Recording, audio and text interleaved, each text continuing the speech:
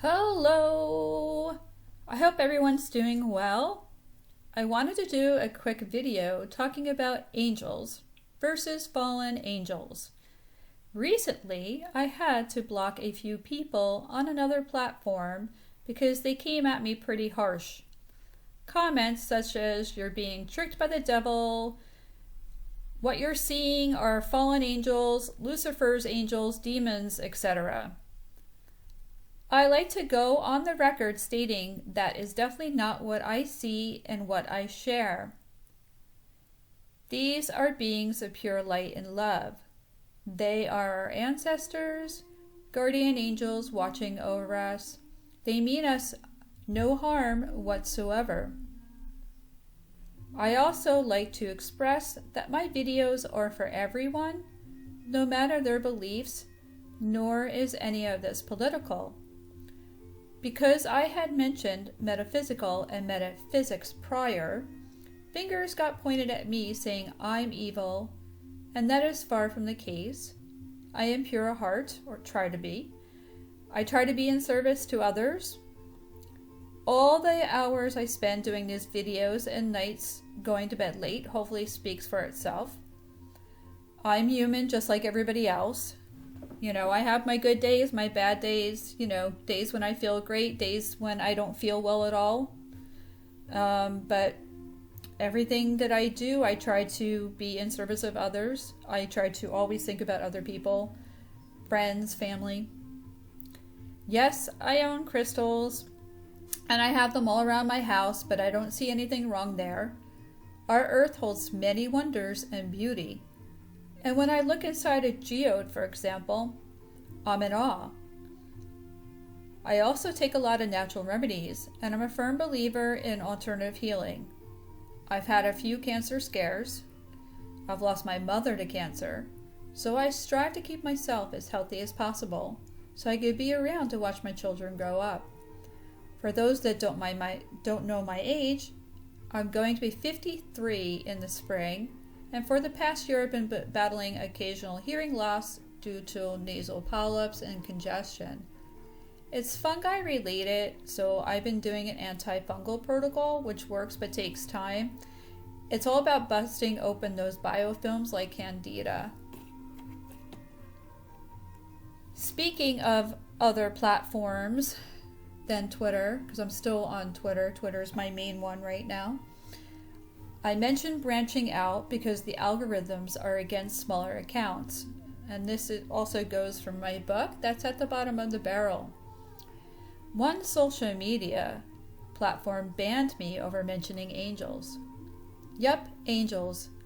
And wow, are we living in a time of heavy censorship and feel as if we're walking on eggshells. Unfortunately, darkness moved in a year ago and has taken root. We're being continually tested. Very trying times. But the angels are still here, and I feel relieved when I see them, and I hope everyone does as well. Now, as far as making predictions when things will get brighter, that's never been my strong suit, pinpointing time, but spring's coming up, Easter, so we'll see. I'm still running ideas through my head about primordial soup, chemiosmosis, and the orb energy, amoebas, plasma, and a tie-in with phosphorus. Coincidentally, my stepfather sent me a link to listen to radio stations around the world, so I randomly chose Nigeria. I sat there listening to a gentleman talk about the Rapture, and he mentioned magnetism, which got me thinking about Earth, space, etc. I tend to believe that time might not be linear.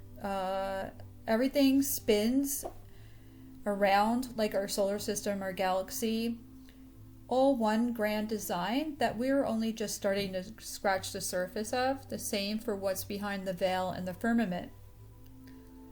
Anyway, I managed to record a bit of it using my cell phone, but it was dinner time, so I apologize for all the background noise. Magnetism reminds me of what's happening in terms of being drawn to two different sides more so than ever. light versus dark, good versus evil, push and pull, spinning around and around.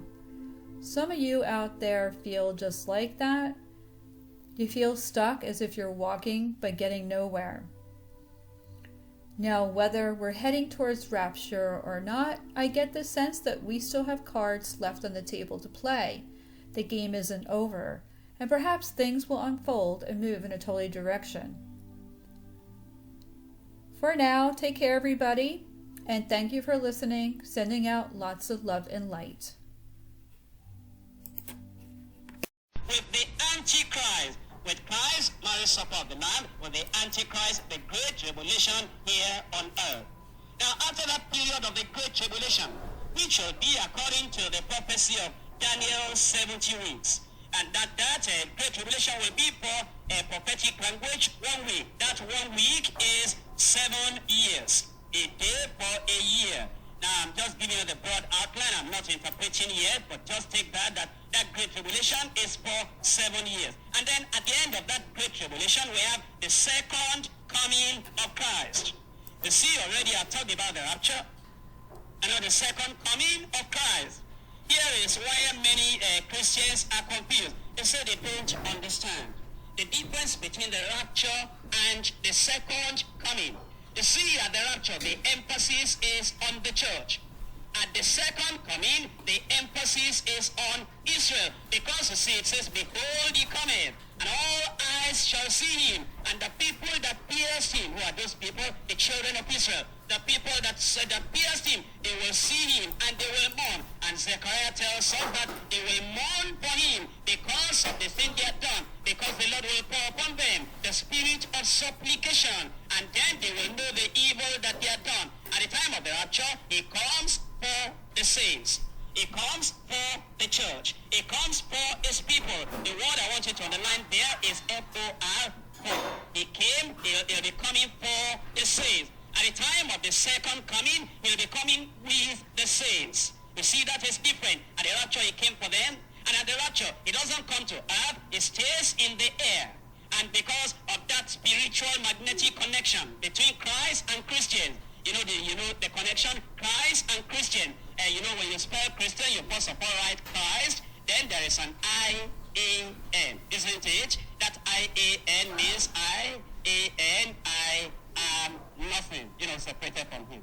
You have Christ here, then there's a dash, I-A-N, just in case you forget that without him you are nothing. You are called a Christian as long as you are associated with Christ, then there's meaning to your life. But when you are not associated with Christ, apart from Christ, all that remains is your I-A-N, which is I am nothing. But you see, there's this magnetic connection, relationship between Christ and the Christian.